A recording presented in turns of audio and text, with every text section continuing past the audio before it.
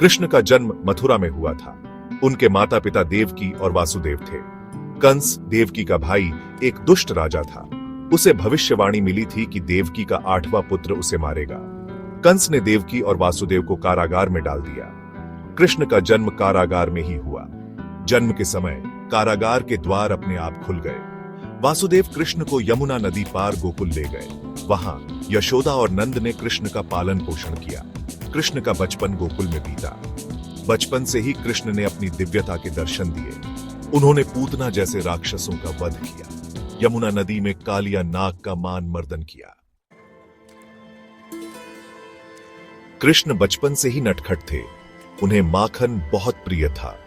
वे गोपियों के घर माखन चुराते थे।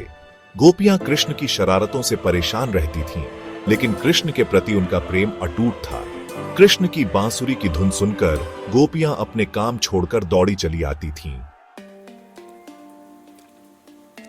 रासलीला कृष्ण लीला का एक महत्वपूर्ण पहलू है।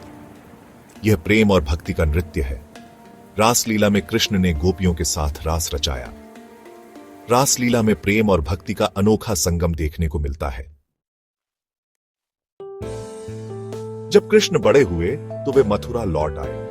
उन्होंने अपने माता पिता को कंस के कारागार से मुक्त कराया। फिर उन्होंने कंस का वध किया। कंस वध के बाद कृष्ण मथुरा के राजा बने। सेक्शन 5, द्वारका के राजा, नीति और धर्म का प्रतीक। मथुरा में कुछ समय बिताने के बाद कृष्ण ने द्वारका नगरी बसाई। वे द्वारका के राजा बने। कृष्ण एक कुशल राजनीतिज्ञ और योद्धा थे। वे धर्म और न्याय के पक्षधर थे।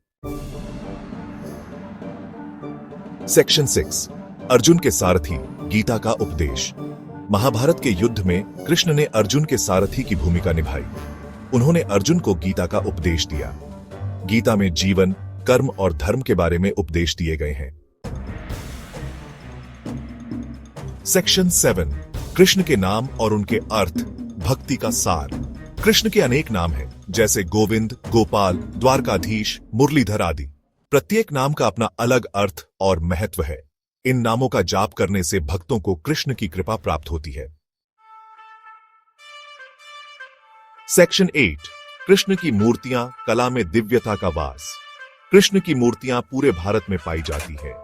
ये मूर्तियां विभिन्न मुद्राओं और भावों में होती हैं। इन मूर्तियों के माध्यम से भक्त कृष्ण की दिव्यता का अनुभव करते हैं। सेक्शन 9, कृष्ण भक्ति, विभिन्न परंपराएं और उनका प्रभाव। कृष्ण भक्ति की परंपरा भारत में बहुत प्राचीन है। वल्लभाचार्य, सूरदास, मीराबाई आदि कई संतों ने कृष्ण भक्ति का प्रचार प्रसार किया। कृष्ण भक्ति का भक्तों के जीवन पर गहरा प्रभाव पड़ता है। यह उन्हें प्रेम, भक्ति और समर्पण का मार्ग दिखाती है।